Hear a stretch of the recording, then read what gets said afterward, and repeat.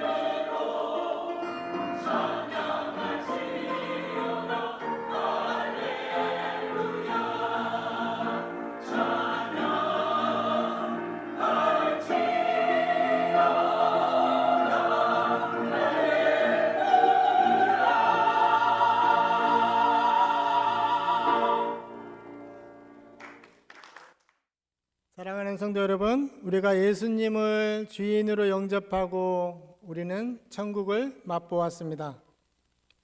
그럼에도 우리가 신앙생활하며 때때로 메마르고 척박한 영적인 그런 겨울 같은 계절이 찾아올 때가 있습니다. 우리들이 열심히 예배하고 또 열심히 봉사를 하지만 마음속 깊은 곳에 기쁨이 없고 기도의 문이 막힌 것 같은 그런 느낌을 받을 때가 있습니다. 이러한 영적인 무기력함에 빠져온 경험들 다들 있으시죠? 오늘 본문을 기록한 이 고라 자손의 상태가 바로 그러했습니다. 그들은 큰 구원을 경험했지만 고통스러운 현실의 아픔을 고스란히 갖고 있었습니다. 과거에 그들은 바벨론의 그 포로라는 절망적인 그 상황에서 하나님의 그 기적적인 은혜로 고국에 돌아오는 구원을 경험했습니다. 그러나 고향에 돌아와서 마주하는 그 현실은 여전히 황폐했습니다. 그래서 백성들의 그 영성은 다시 침체되었습니다. 우리가 배워야 할 점은 여기에 있습니다. 하나님의 은혜를 경험했음에도 불구하고 또다시 찾아오는 그 영적인 위기를 맞습니다. 하지만 황폐한 그 현실을 치유하시고 부흥을 주시라고 눈물로 부르짖으며 기도합니다.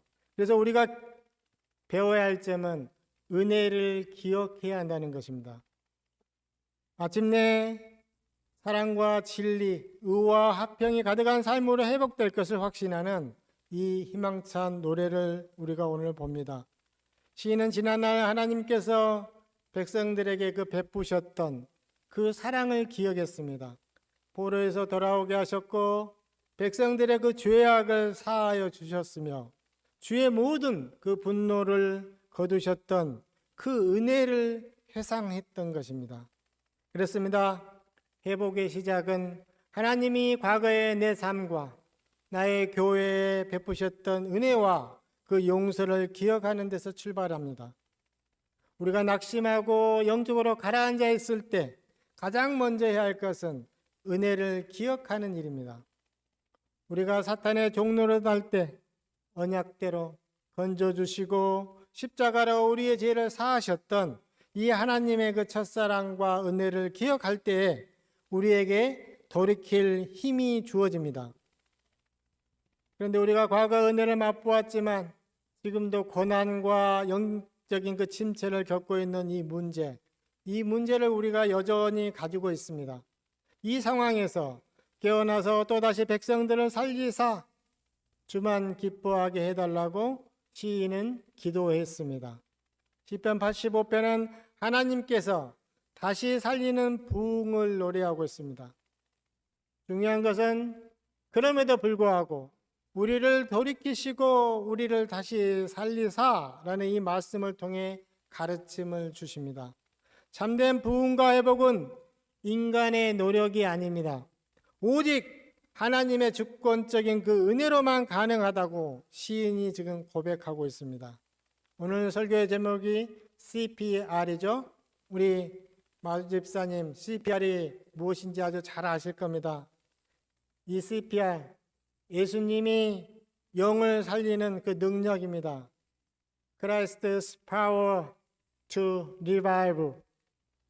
심폐소생술 우리들이 심장이 멈춰서 절도했을 때 그 심폐소생술과 재미있는 대비를 이룹니다. 육체를 위한 재생에 필요한 것은 심폐소생술입니다. 영적인 정지 상태에도 이 골든타임은 반드시 필요합니다. 심장이 멈췄을 때 온몸으로 가는 그 산소가 공급이 중단됩니다. 근데 우리 몸에서 산소가 가장 많이 필요한 곳이 바로 우리의 뇌입니다. 뇌에 산소가 단 4분만 공급되지 않는다면 뇌세포는 죽어가기 시작합니다. 그래서 4분은 골든타임입니다. CPR, 심장을 펌프질해가지고 뇌로 가는 산소를 억지로 만드는 그 통로를 공급하는 것입니다. 뇌살을 막고 산소를 돌리는 그 유일한 길이 바로 이 CPR, 이 심폐소생술입니다. 반면에 우리가 하나님과 관계가 단절되어서 예배와 기도가 막히면 성령의 그 생기가 끊어지는 것입니다. 산소가 공급되지 않으면 뇌가 기능을 잃듯이 골든타임을 놓치면 죄에 대해서 감각이 마비되고 하나님이 말씀하셔도 깨닫지를 못합니다. 영적인 뇌사 상태에 빠지는 것입니다. 내 힘으로 숨 쉴 수 없는 상태에서 영을 위해서 누군가가 가슴을 압박하고 산소를 밀어 넣어주는 그것이 있어야 합니다. 이것이 심폐소생술. 심폐소생술은 예수님이 하십니다. 그 일을 돕도록 바로 낙심한 자를 향한 중보 기도를 해야 합니다. 그리고 멈춘 영에 생기를 넣는 하나님의 말씀이 공급되어야 합니다. 성도 여러분, 육신의 심장이 멈추면 4분 안에 뇌가 죽어갑니다.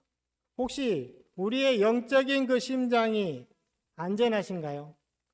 기도가 멈추고 예배의 감격이 멈춰지지 않았습니까? 지금 우리 교회가 기도의 능력으로 영적인 이런 심폐소생술을 시작해야 할 때입니다. 하지만 놀라운 사실은 우리가 돌아가는 것 같지만은 사실 그것은 예수님이 우리를 돌이켜서 다시 살려서 벌떡벌떡 심장이 뛰게 해 주시는 것입니다. 2026년 우리 베들교회가 여호와께 돌아가려고 하지만 우리의 결단만으로는 어렵습니다.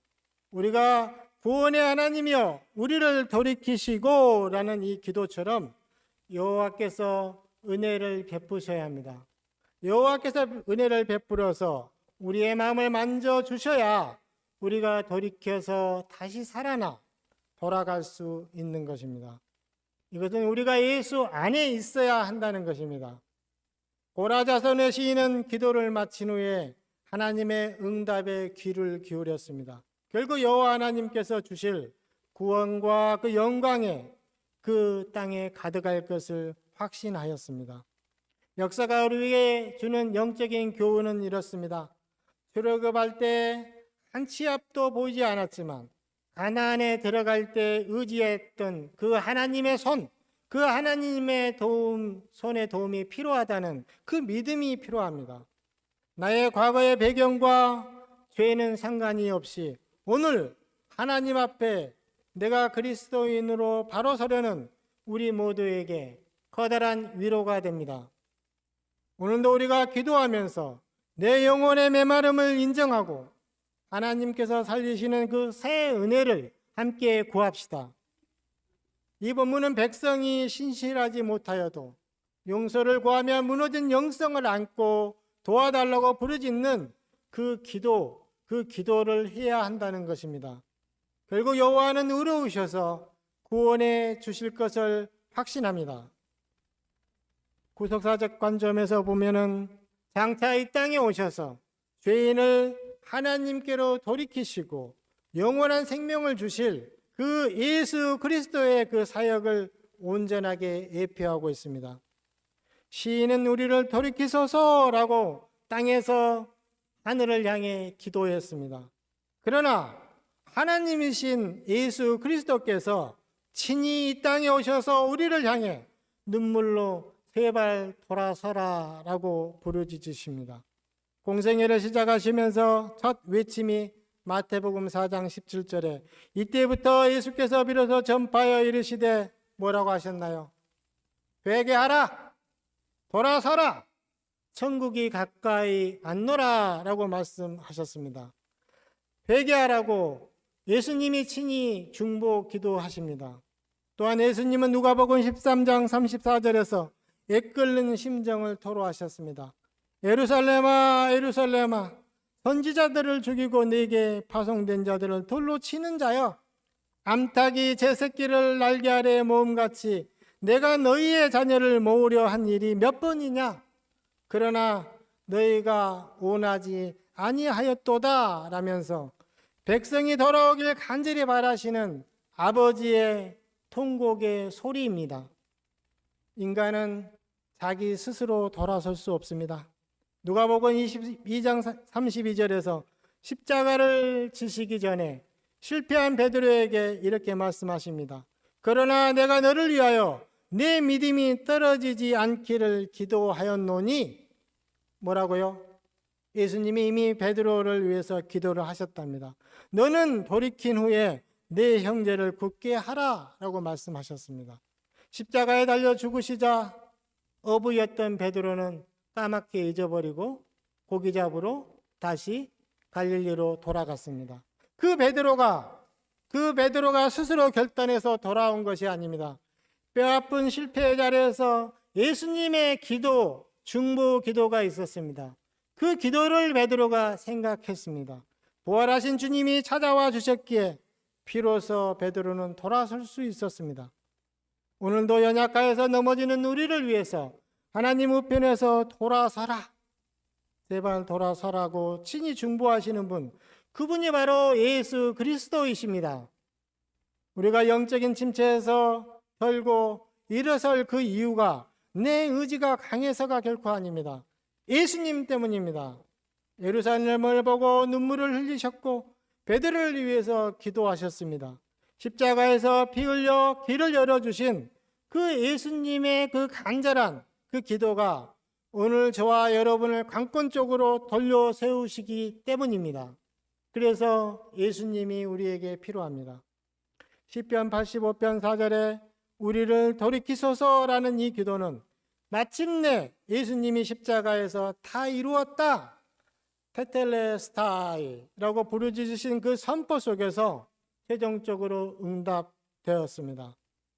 십자가의 부르짖음은 내가 이제 모든 죄의 대가를 치렀으니 이제는 아무 염려하지 말고 내게로 돌아오라 라고 초청하시는 이 사랑의 절정입니다. 우리에게 오직 이 예수님만 필요합니다. 오늘 주신 말씀이 돌이켜 이거와 다시 살리다 이 두 단어에 집중하면서 우리를 향하신 십자가 사랑의 그 예수님의 일을 우리가 잘 새겨봅시다. 그래서 메마른 우리의 심령과 우리의 메마른 영성이 다시 살아나는 참된 부흥의 은혜가 임하시기를 축복합니다. 첫 번째, 부흥의 시작은 돌이키는 것입니다. 부흥의 시작은 주부, 우리의 연약함을 인정하고 돌이켜야 합니다. 영적인 침체에 빠졌을 때 우리는 흔히 내 힘과 결단으로 그것을 이겨내려고 합니다. 내가 이제부터 기도를 더 해야지, 내가 이제 더 열심히 노력해야지라고 다짐합니다. 물론 결단은 중요합니다. 하지만 내 의지와 노력만으로 영적인 그 메마름의 그 본질로 해결하지 못합니다.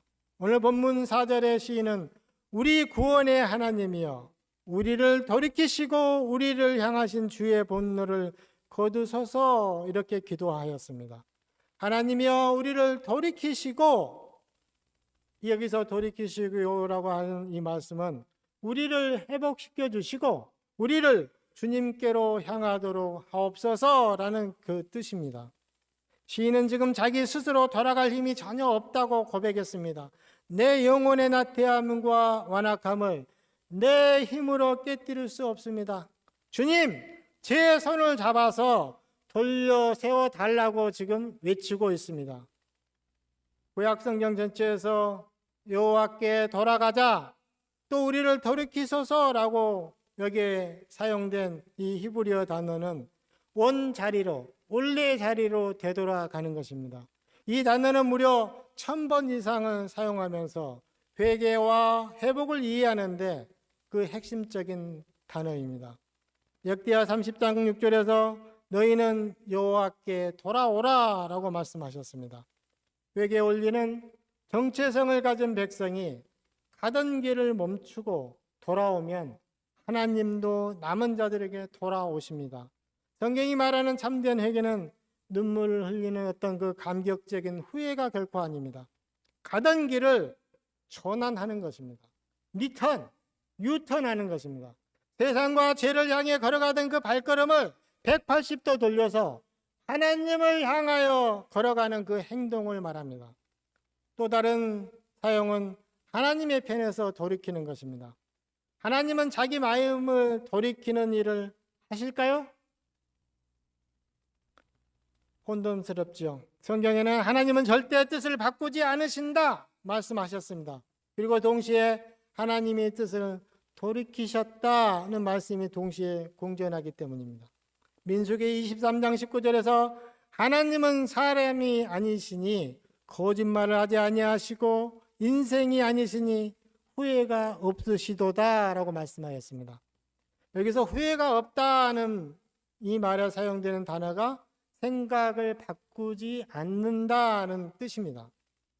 하나님이 세우신 온 우주에 구원할 그 구원 계획, 공의로우시며 인자하신 그분의 그 신실한 그 성품, 택하신 백성을 사랑하는 그 사랑은 결코 변경될 수 없는, 결코 변경되지 않는 불변의 영역입니다. 요나서 3장 10절에서 하나님은 그들이 행한 것, 곧 그 악한 길에서 돌이켜 떠난 것을 보시고 하나님이 뜻을 돌이키사, 뭐라고요? 돌이키셨대요. 그들에게 내리리라고 말씀하신 재앙을 내리지 아니하시니라 라고 말씀합니다. 여기서 뜻을 돌이키사에 사용된 이 단어가 바로 그 돌아서다, 수부 이 단어입니다. 이것은 하나님이 결코 변덕을 부리거나 계획이 실수해서 설계를 변경하신다는 말씀이 아닙니다. 하나님의 공의와 사랑이 영원한 그 작정 안에서 인간의 그 위치를 바꾸자 하나님이 그를 대하는 처분을 변경하셨다는 말씀입니다. 이것이 바로 은혜입니다. 하나님은 궁극적으로 계획과 본질이 변하지 않습니다. 하나님은 변하지 않는데 죄인이 걸어가던 그 걸음을 바꾸기만 하면 하나님이 죄하는 벌하는 것을 바꾸셔서 그에게 함께해 주시겠다고 말씀하신 것입니다. 이처럼 놀랍게도 관계적으로 하나님께서도 돌이키신다라고 표현하였습니다. 인간이 죄에서 돌이켜서 하나님께로 오기만 하면 하나님은 백성을 향하던 진로를 거두시고 돌이키시고 자비와 긍휼의 마음으로 우리를 향해 돌아오시겠다라고 말씀하십니다. 역대하 30장 8절에서 여호와의 맹렬한 진노가 너희에게서 떠나게 하라라고 말씀하셨습니다. 여기서 떠나게 하는 일, 이것이 바로 진노를 거두시는 일, 하나님이 하시는 것입니다. 신명기 13장 17절에서도 그의 맹렬한 진노를 거두시고 라고 말씀하십니다. 우리가 돌아서기만 하시면 반드시 용서하시는 그 하나님이심을 믿으셔야 합니다. 시편 85편에서 이 단어가 세 가지의 그 차원으로 과거와 현재와 미래의 그 시제에서 반복되어 사용되었습니다. 그러면서 우리 인생의 흐름을 이끌어 가십니다. 1절에서 과거에 회복했습니다. 야곱의 포로된 자들을 돌아오게 하셨으며 하나님께서 역사 속에서 포로된 백성을 물리적으로 또 영적으로 되돌려 놓으셨던 그 은혜를 기억할 때 이 단어를 썼습니다. 그리고 4절에서 현재의 상황에서 우리 구원의 하나님이여 우리를 돌이키시고 라면서 간구할 때 사용하였습니다. 여기서는 사역동사로 쓰이면서 주님, 우리는 우리 스스로 돌이킬 힘이 없으니 우리를 강권적으로 돌려 세워 주옵소서라는 간절한 기도를 하였던 것입니다. 그리고 8절에서 미래의 경고에서 그들은 다시 어리석은 대로 돌아가지 말지로다 하실 때 이 또 단어를 쓰십니다. 하나님이 살려주신 그 은혜를 경험했다면 과거에 죄악된 그 습관이나 옛자로 다시 돌아서지 말아야 한다는 영적인 그 결단을 촉구합니다. 우리가 이 오늘을 잘 꿰뚫어 보면 숨겨진 의미가 선명하게 보입니다. 부흥은 내 결단이 아니라 주님께서 돌려 세워서, 내가 돌아서는 게 아니고 주님이 돌려 세워서 다시 살려주신다는 것입니다. 아멘. 정말 맞는 말씀입니다. 우리가 무릎을 딱 칠 일입니다. 부흥의 의미는 내가 하나님께로 돌아가는 것도 맞습니다. 하지만 성경은 부흥이 하나님께서 나를 원래의 상태로 회복시키는 것입니다. 즉 우리가 여호와께 돌아가자고 마음을 먹을 때 하나님은 우리를 앞서 가시면서 우리를 돌이켜서 영적으로 다시 살려내시는 그 은혜를 시작하십니다. 사랑하는 성도 여러분, 참된 이 돌이킴과 부흥은 우리의 연약함을 인정하는 데서 시작됩니다. 주님, 제 힘으로는 이 영적인 무기력함을 이겨낼 수 없습니다. 오직 주님께서 저를 만져주시지 않으면 저는 한 걸음도 주님께 갈 수 없습니다 라는 이 겸손한 고백이 있을 때 하나님의 일하심이 시작됩니다. 당시 백성은 스스로 하나님께 돌아갈 힘이 없어서 우리를 돌이켜 달라고 애원했습니다. 어떻습니까? 이 애원, 그래서 예수님께서 이 땅에 오신 목적이 바로 돌이키려고 이 기도에 응답하신 것입니다. 요한복음 14장 6절에서 내가 곧 길이요 진리요 생명이니 나로 말미암지 않고 아버지께로 올 자가 없느니라 라고 말씀하셨습니다. 죄로 인해서 하나님을 떠나 온수되었던 우리를 예수님께서 십자가의 보혈로 단번에 하나님께로 돌이키시는 길이 되어 주셨다는 말씀입니다. 우리가 연약함을 인정하고 예수님께로 발걸음을 돌이킬 때 우리의 무너진 그 인생은 원래 그 아름다운 모습으로 주께서 돌려주시기를 축복합니다. 두 번째는 부흥은 하나님께서 다시 살리시는 것입니다. 부흥은 무엇이라고요? 하나님이 다시 살리는 것입니다. 진정한 영적인 회복은 부흥인데 부흥은 무엇입니까? 본문의 오늘 6절에 부흥의 본질을 정확하게 선포하고 있습니다. 함께 읽어봅시다. 6절 말씀을. 주께서 우리를 다시 살리사 주의 백성이 주를 기뻐하도록 하지 아니하시겠나이까 노래하였습니다. 주께서 우리를 다시 살린답니다. 누가 살린다고요? 주께서 우리를 살리신다고요. 죽어가는 거 하나님께서 다시 살리시는 거, 리바이브하는 거, 이것이 바로 부흥입니다. 우리가 주님이 우리를 다시 살리면 우리를 살리사, 여기에서 사용된 이 단어는 강조형의 사역동사입니다. 즉 주께서 우리를 완벽하게 그리고 반드시 다시 살려주실 것입니다 라는 강한 요청과 확신을 담고 있습니다. 이 단어는 단순히 육체적인 목숨이 붙어있는 상태를 넘어서 깊은 의미가 있습니다. 죽어가는 상태 혹은 완전히 기능을 상실한 그 상태, 하나님의 그 상태에서 생기가 부어지면 하나님의 생기가 부어져서 활력과 에너지를 되찾는 것을 뜻합니다.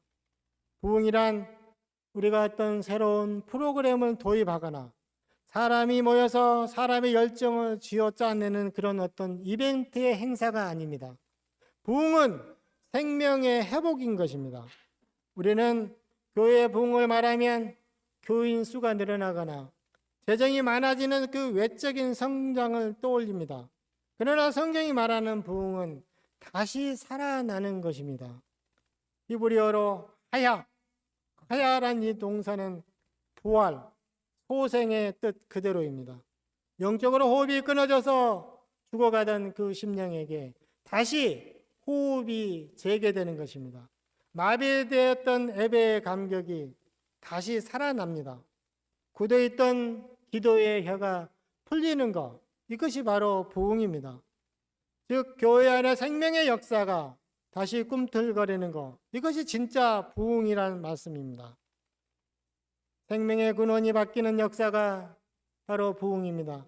우리의 영성이 마비되어서 우리가 예배를 드려도 아무런 감격이 없을 때 하나님의 말씀이 임하여 우리 영이 다시 맥박치기 시작하는 것입니다.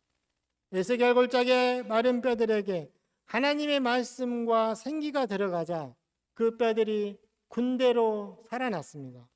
이처럼 부흥은 인간의 눈에는 끝난 것 같이 메말라버린 그 심령에 하나님의 생기가 부어지는 것입니다.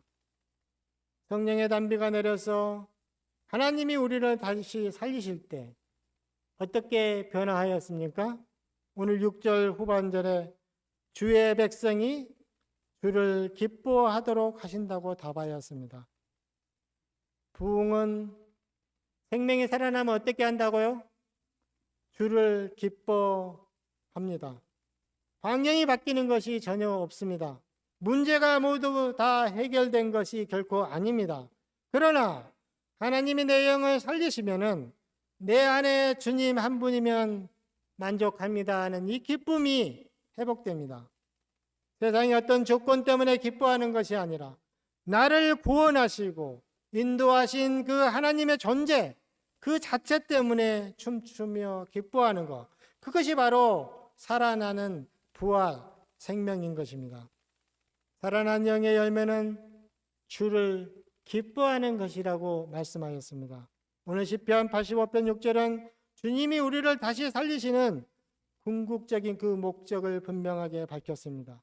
주께서 우리를 다시 살리사 주의 백성이 주를 기뻐하도록 하신다고, 우리가 기뻐하도록 하는 것이 주가 우리를 살리신 목적이라고 밝히셨습니다.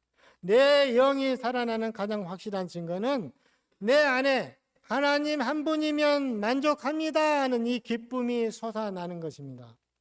환경이 바뀐 것이 없어도 나를 살리신 그 주님의 존재 자체로 인해서 감격하고 춤추게 되는 것, 바로 다시 살아난 한 영혼의 모습인 것입니다. 이 시간 예배하면서 우리 안에 기쁨과 평안이 남아 있어야 합니다. 에스겔 굴짝의 마른 뼈들이 살려내신 이 하나님, 이 하나님의 일하심이 오늘 우리에게 그 동일한 생기로 우리에게 임하시기를 축복합니다. 주님은 우리 연약한 우리를 다시 살아나게 하실 때 낙심은 떠나가고 오직 주님만으로 만족하는 구원의 기쁨이 온전히 회복될 줄로 믿습니다. 허물과 죄로 죽었던 우리를 영적으로 다시 살려내시는 것, 이것이 바로 예수님이 하신 위대하신 일인 것입니다. 예수님은 십자가에서 죽으시고 부활하심으로 죽음의 권세 아래 종노릇하던 우리를, 그 신음하던 우리를 새로운 생명을 불어넣어 주셨습니다. 또한 부활하신 이 예수님이 보내신 이 성령님을 통해서 우리의 메마른 심령이 날마다 다시 살리시고 세상이 줄 수 없는 하늘의 그 평안과 기쁨을 회복시켜 주시는 것입니다. 10절에서 인애와 진리가 같이 만나고 우와 화평이 서로 입맞추었으며 라고 말씀하였습니다. 하나님의 성품, 사랑과 진리 그리고 화평이 완벽하게 조화를 이루어 땅이 풍성한 그 결실을 맺도록 주님이 길을 예비하게 될 것을 시인은 선포하고 있습니다. 여기서 하나님의 평안을 말씀하시지만 전제 조건이 있습니다. 그들은 다시 어리석은 대로 돌아가지 말지로다 라고 선포하였습니다. 하나님의 은혜로 회복을 경험하셨다면 과거의 죄악된 습관이나 영적인 그 나태함으로 되돌아가지 않도록 우리는 깨어 있어야 합니다. 인애와 진리가 만나고 의와 화평이 입맞췄다는 이 선포가 궁극적으로 예수 그리스도의 십자가에서 완성되었기 때문입니다. 죄인을 사랑하시는 그 사랑과 죄를 벌하셔야 하는 그 공의가 십자가에서 만나서 우리에게 화평을 주셨습니다. 예수께로 돌아가는 것, 그것이 곧 온전한 회복입니다. 지금도 우리가 회개할 것을 기대하시면서 그 마음을 돌이킬 준비를 하고 계시는 하나님을 만나서 부응하시기를 축복합니다. 말씀을 마무리하겠습니다. 사랑하는 성도 여러분, 주님은 오늘 7절 말씀에 주의 인자하심, 주의 그 헤세드, 주의 그 변함없는 사랑을 보이시면서 우리를 구원하시기를 간절히 원하십니다. 지금 우리의 심령은 어떠합니까? 혹시 예배의 감격을 잃어버린 채 영적인 무력함, 그 무력함으로 혹시 이 자리에 앉아 계시지는 않으십니까? 삶의 무게와 염려 때문에 기도할 힘조차 잃어버리지는 혹시 않으셨습니까? 하지만 낙심하지 마십시오. 우리를 다시 살리실 분은 오직 예수 그리스도 한 분뿐입니다. 내 힘으로 살아내려고 몸부림치기 전에 우리를 다시 살리신 그 주님의 은혜의 보좌 앞으로 우리가 함께 나아갑시다. 주님, 저를 돌이켜 주시옵소서. 제 메마른 심령을 다시 살려 주옵소서. 그래서 제 안에 오직 주님만으로 기뻐하는 그 구원의 감격이 회복되게 하여 주옵소서. 이 간절한 기도를 통해서 이번 한 주간도 하나님께서 다시 살려서 삶의 각자의 자리에서 진정한 부흥을 체험하시는 우리 모든 성도님들 되시기를 간절히 축원합니다. 아멘. 함께 기도하겠습니다. 사랑과 은혜가 풍성하신 하나님 아버지, 참 감사합니다. 오늘 주신 말씀을 통해서 낙심과 고난 중에도 오직 소망이 우리 주께만 있음을 고백하는 우리 모두 되게 하시니 참 감사합니다. 하나님, 때로 우리는 삶이 메마르고 영적인 침체와 분주함 속에서 주님의 얼굴을 잊어버리고 살았음을 고백하오니 우리를 불쌍히 여겨 주옵소서. 주님, 이 시간 간절히 구하오니 우리의 발걸음을 돌이켜서 오직 여호와께 나아가도록 힘을 주시옵소서. 우리를 얽매고 있는 어리석은 죄와 세상의 염려를 다 내려놓고 오직 진정한 목자이신 우리 예수님의 품으로 돌아가게 하여 주시옵소서. 그래서 상하고 찢긴 우리의 심령이 주님의 은혜로 싸매어지고 치유되도록 은혜 베풀어 주시옵소서. 상처난 가정과 공동체 위에 여호와의 평화와 구원의 광채가 다시금 환하게 비추어지는 역사를 보게 하여 주시옵소서. 주신 말씀을 통해 우리 모두가 주님께로 온전히 돌이키는 결단의 시간이 되기를 원합니다. 우리에게 주신 이 모든 말씀, 우리를 다시 살리신 예수 그리스도 이름으로 감사하며 기도드립니다. 아멘.